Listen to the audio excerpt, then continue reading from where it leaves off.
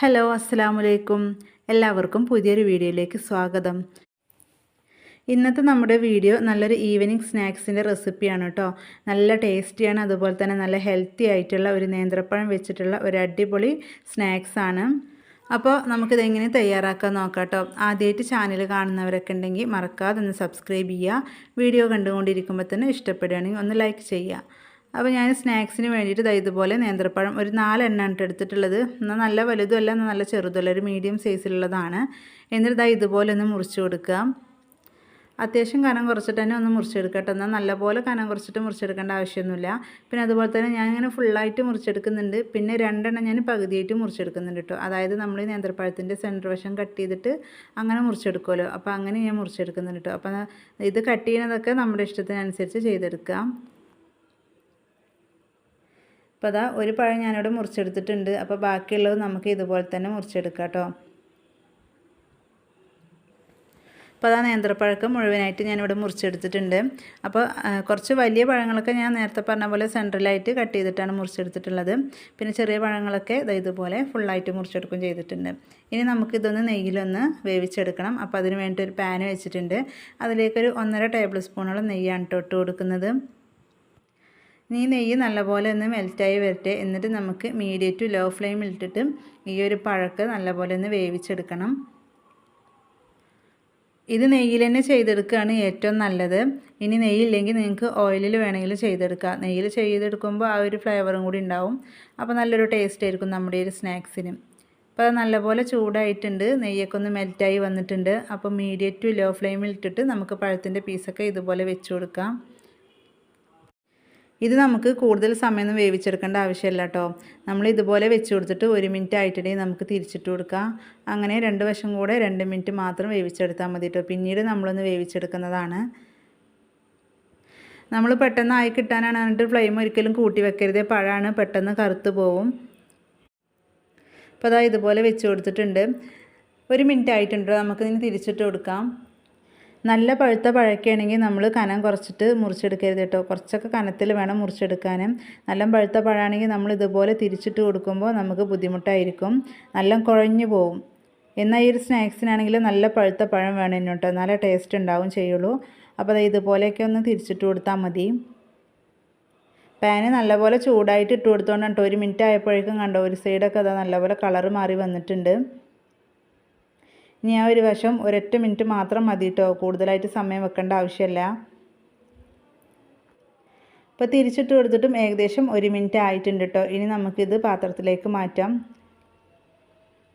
അപ്പോൾ ഇതിന്ന് നമ്മൾ പാത്രത്തിലേക്ക് മാറ്റുകയാണെങ്കിൽ നമ്മൾ കുറേ നേരം ഇങ്ങനെ നെയ്യിൻ്റെ ആ ഒരു ഇത് പോകാൻ വേണ്ടിയിട്ട് കാത്തിക്കേണ്ട ആവശ്യമൊന്നുമില്ല കേട്ടോ. പെട്ടെന്ന് ഇതുപോലെ സ്പൂൺ കൊണ്ട് തന്നെ ഇങ്ങനെ മാറ്റിയിടാം. ഇനി നമുക്ക് ബാക്കിയുള്ളതും ഇതുപോലെ തന്നെ ഒന്ന് വേവിച്ചെടുക്കാം.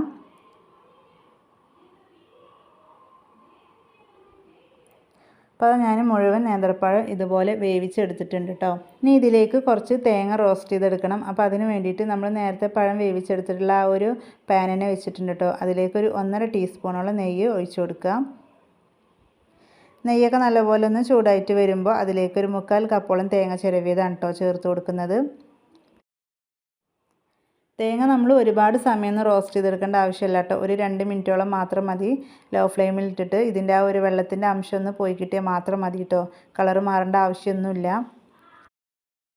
ഞാനിവിടെ വെറും തേങ്ങ മാത്രം കേട്ടോ റോസ്റ്റ് ചെയ്തെടുക്കുന്നത്. അപ്പോൾ നിങ്ങളുടെ കയ്യിൽ ഉണക്കമുന്തിരി അതുപോലെ തന്നെ അണ്ടിപ്പരിപ്പൊക്കെ ഉണ്ടെങ്കിൽ അതൊക്കെ നെയ്യിലൊന്ന് വറുത്തിട്ട് എടുക്കാം കേട്ടോ. അതൊക്കെ ചേർത്ത് കൊടുക്കുമ്പോൾ ഒരു പ്രത്യേക ടേസ്റ്റ് ആയിരിക്കും. ഇതിപ്പോൾ ഞാൻ വെറും തേങ്ങ മാത്രമാണ് എടുത്തിട്ടുള്ളത്. അതിലേക്ക് മധുരത്തിനനുസരിച്ച് ഒരു 2 ടീസ്പൂണോളം പഞ്ചസാരയാണ് കേട്ടോ ചേർത്ത് കൊടുക്കുന്നത്.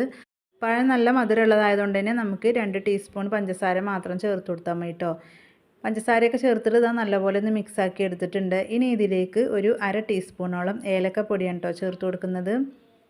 ഈ ഒരു ഏലക്കപ്പൊടിയും കൂടി ചേർത്ത് കൊടുക്കുമ്പോൾ നമ്മുടെ ഈ ഒരു സ്നാക്സിന് നല്ലൊരു ഫ്ലേവറായിരിക്കും. ഏലക്കപ്പൊടിയും കൂടി ചേർത്തിട്ട് ഒന്നും കൂടി ഒന്ന് മിക്സാക്കി എടുക്കുക. ഇനി നമുക്ക് കൂടുതൽ സമയം വെക്കേണ്ട ആവശ്യമില്ല കേട്ടോ. ഫ്ലെയിം ഓഫ് ചെയ്യാം. എന്നിട്ട് വേറൊരു പാത്രത്തിലേക്ക് മാറ്റാം. അല്ലെങ്കിൽ ഈ ഒരു തേങ്ങ പാനിൻ്റെ ചൂടുകൊണ്ട് വീണ്ടും ഒന്ന് റോസ്റ്റ് ആവും. ഇനി ഇതുപോലെ ഒരു മിക്സിയുടെ ജാർ എടുക്കുക. അതിലേക്ക് 4 മുട്ടയാണ് ഒഴിച്ചു കൊടുത്തിട്ടുള്ളത്. ഇതിലേക്ക് മധുരത്തിന് ആവശ്യമായിട്ടുള്ള പഞ്ചസാര ചേർത്ത് കൊടുക്കുക കേട്ടോ. 4 ടീസ്പൂൺ പഞ്ചസാരയാണ് ചേർത്ത് കൊടുക്കുന്നത്. ടേബിൾ സ്പൂൺ അല്ല കേട്ടോ, ടീസ്പൂണാണ്. അത് പ്രത്യേകം ശ്രദ്ധിക്കുക.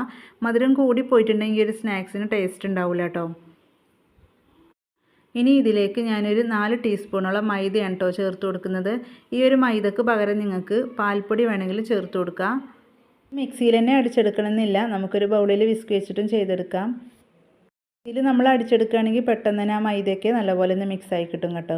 അപ്പോൾ അത് അതുപോലെ അടിച്ചെടുത്തിട്ടുണ്ട്. ഇനി നമുക്കൊരു ബൗളിലേക്ക് ഒഴിച്ചു കൊടുക്കാം. ഇനി നമുക്കിതവിടെ മാറ്റി വെക്കാം കേട്ടോ. ഇനി നമുക്കിതാ ഇതുപോലെ ഒരു പാത്രം എടുക്കാം.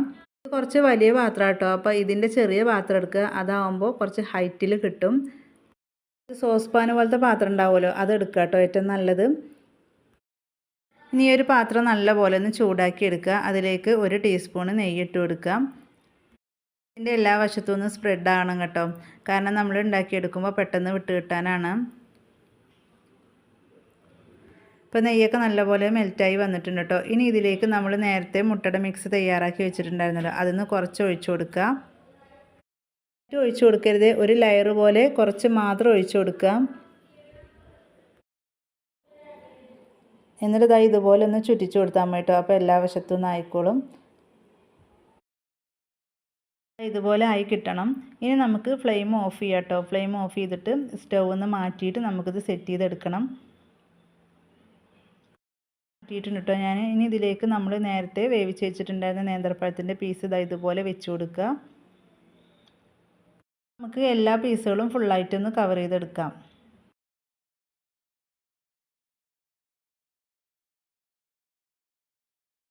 ഇതുപോലെ നേരത്തെ വെച്ച് കൊടുത്തിട്ടുണ്ട്. ഇനി ഇതിലേക്ക് നമ്മൾ നേരത്തെ റോസ്റ്റ് ചെയ്ത് വെച്ചിട്ടുണ്ടായിരുന്ന ആ ഒരു തേങ്ങ ഉണ്ടല്ലോ, അതും കൂടി ഇട്ട് കൊടുക്കുക. അപ്പോൾ എല്ലാ വശത്തും ഒരേപോലെ ഇട്ട് കൊടുക്കുക. അപ്പോൾ തേങ്ങയൊക്കെ ഇട്ട് കൊടുത്തിട്ടുണ്ട്. ഇനി നമുക്ക് ഇതിൻ്റെ മുകളിലേക്ക് കുറച്ച് പഴം കൂടി ഇതുപോലെ വെച്ച് കൊടുക്കാം. നമ്മൾ ഫസ്റ്റ് ഒരു പഴത്തിൻ്റെ ലെയർ വെച്ച് കൊടുത്തല്ലോ, അപ്പോൾ അതിൽ തന്നെ ഒരുപാട് പീസ് വെച്ച് കൊടുത്തിട്ടുണ്ടായിരുന്നു കേട്ടോ. ഇത് മുഴുവനായിട്ട് കവർ ചെയ്യാനില്ല കേട്ടോ, അപ്പോൾ ഉള്ളത് വെച്ച് കൊടുക്കുകയാണ്. അതായത് വലിയ പാത്രം ആയതുകൊണ്ടാണിത്. ചെറിയ പാത്രമൊക്കെയാണെങ്കിൽ നമുക്ക് കറക്റ്റായിട്ട് സെറ്റ് ചെയ്തെടുക്കായിരുന്നു. അപ്പോൾ നിങ്ങൾ എടുക്കുമ്പോൾ ചെറിയ പാത്രം എടുക്കുക കേട്ടോ. അപ്പോൾ ഞാനിതാ പഴത്തിൻ്റെ പീസൊക്കെ വെച്ച് കൊടുത്തിട്ടുണ്ട്. ഇനി നമ്മൾ നേരത്തെ ഉണ്ടാക്കി വെച്ചിട്ടുണ്ടായിരുന്ന ആ ഒരു മുട്ടയുടെ മിക്സ് ഉണ്ടല്ലോ, അത് ഇതിൻ്റെ മുകളിലേക്ക് ഒഴിച്ചു കൊടുക്കുക കേട്ടോ. എല്ലാ സൈഡിലും നല്ലപോലെ ഒഴിച്ചു കൊടുക്കണം കേട്ടോ, ഒന്ന് സെറ്റായി വരാൻ വേണ്ടിയിട്ടാണ്. ഇതൊരു ലൂസായിട്ടുള്ളൊരു ബാറ്ററാണ് കേട്ടോ. ഒന്നും കൂടി തിക്കായിട്ട് വേണമെന്നുണ്ടെങ്കിൽ നിങ്ങൾക്ക് മൈദപ്പൊടിയുടെ അളവ് കുറച്ച് കൂട്ടിയെടുക്കാം കേട്ടോ. എന്നിട്ട് ഒന്ന് തിക്കായിട്ട് ഒരു ബാറ്ററാക്കി എടുക്കുക.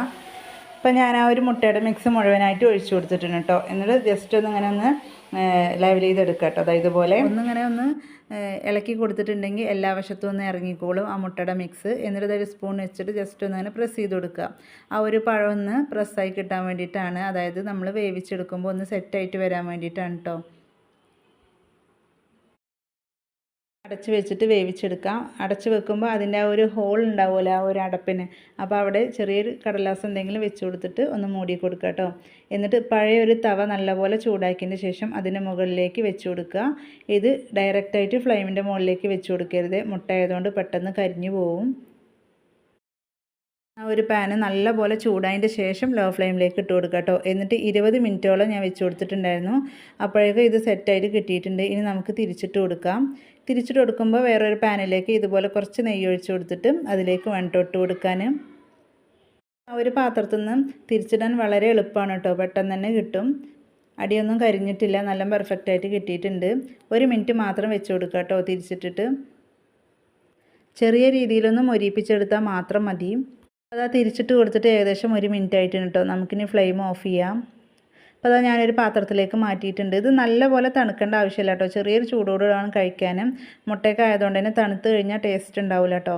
ടേസ്റ്റ് ഉണ്ടാവും, പക്ഷേ ആ ഒരു മുട്ടയുടെ ഒരു ചുവ ഉണ്ടാവും. മുട്ട വെച്ചിട്ട് നമ്മൾ തയ്യാറാക്കുന്ന പലഹാരങ്ങളൊക്കെ, അതായത് ഇതുപോലത്തെ പലഹാരങ്ങളൊക്കെ ഉണ്ടാവുമല്ലോ, അതൊക്കെ ഒരു ചെറിയ ചൂടോടെ തന്നെ കഴിക്കണം കേട്ടോ, അപ്പോഴുള്ള നല്ല ടേസ്റ്റ് ഉണ്ടാവുള്ളൂ. നമ്മളിതിലേക്ക് നല്ല പഴുത്ത പഴം എടുത്തുകൊണ്ട് തന്നെ നല്ല സോഫ്റ്റാണ് ഈ ഒരു പലഹാരം കേട്ടോ. ഇനി ഇത് കട്ട് ചെയ്ത് കാണിച്ചു തരാം. കട്ട് ചെയ്യുമ്പോൾ തന്നെ നിങ്ങൾക്കറിയാം നല്ലപോലെ സോഫ്റ്റാണ്. അപ്പോൾ ഇത്രയേ ഉള്ളൂ നമ്മുടെ ഇന്നത്തെ ഒരു വീഡിയോ കേട്ടോ. ഇതുപോലെ ഉണ്ടാക്കി നോക്കാത്തവരൊക്കെ ഉണ്ടെങ്കിൽ തീർച്ചയായും ഒരു പ്രാവശ്യം ഉണ്ടാക്കി നോക്കുക. അടിപൊളി ടേസ്റ്റാണ് കേട്ടോ. വീഡിയോ ഇഷ്ടപ്പെട്ടാൽ ഒന്ന് ലൈക്ക് ചെയ്യുക, അതുപോലെ തന്നെ അഭിപ്രായങ്ങൾ അറിയിക്കുക. ഉപകാരപ്പെട്ട ഫ്രണ്ട്സിനും ഫാമിലിക്കൊക്കെ ഒന്ന് ഷെയർ ചെയ്യുക.